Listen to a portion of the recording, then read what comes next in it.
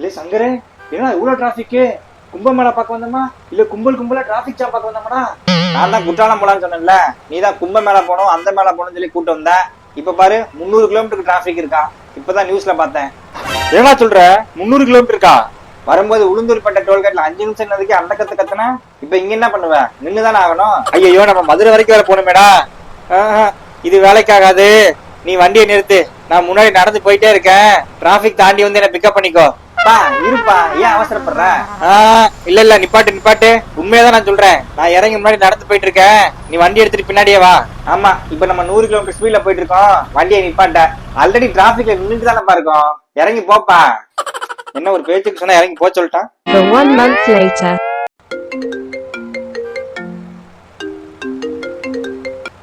Hello சொல்லுப்பா. டேய் எங்கடா இருக்க? நான் வீட்டுக்கே வந்துட்டேன். உன் பொண்டாட்டி வேற அவரை ஏங்க கோயில் குளம் போட்டு சுத்துறீங்கன்னு சொல்லி என்னைய திட்டிக்கிட்டு இருக்கா.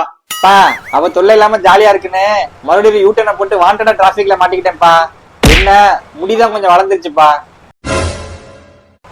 இன்னும் ஒரு மாசம் கழிச்சு வரேன்ப்பா. சும்மா போன் பண்ணி தொல்லை பண்ணாத.